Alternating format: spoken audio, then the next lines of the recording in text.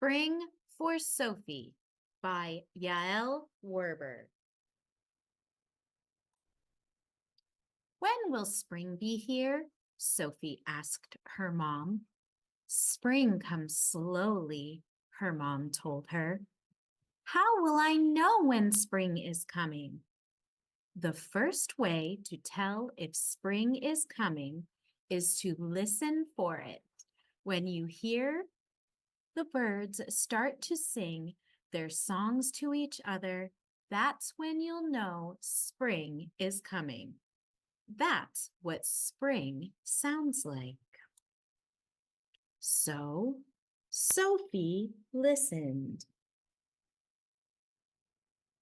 She listened in the mornings when she played with her sister in the snow, and she listened in the evenings when she helped her dad collect wood for the fire. At first, she couldn't hear anything, except for how quiet the world was when it was covered in snow. But one day, as she walked with her mom to get the mail, she heard the first chirps. Every day, she heard more and more. First the chickadees, and then the mourning doves and the robins.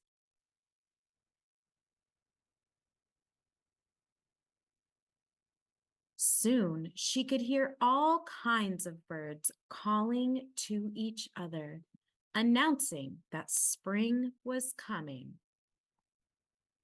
But outside it was still snowy and cold. How will I know when spring is getting even closer? Sophie asked. You'll have to use your feet, her dad said. When you start to feel the ground get softer and muddy, that's when you'll know spring is getting even closer. So Sophie paid extra attention to her feet.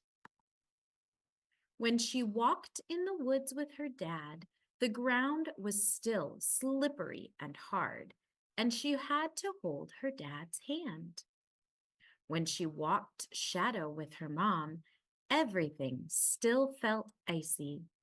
But then one day, the ground felt softer than before, and the snow was slushier.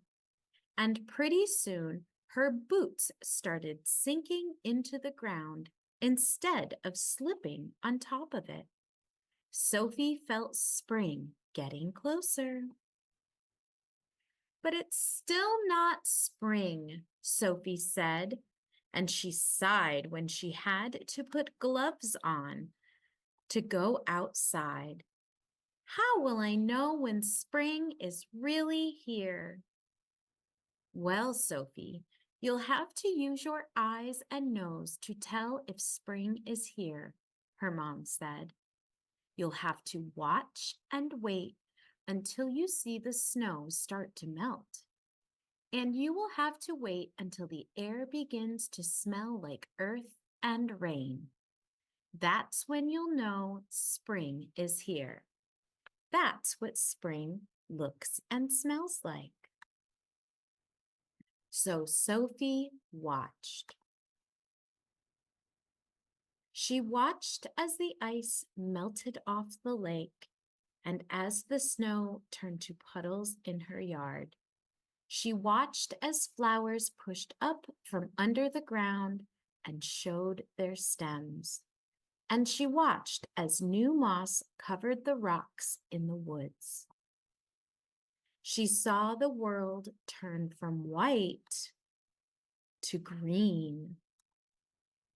And then one day, after the snow had melted, Sophie smelled the air.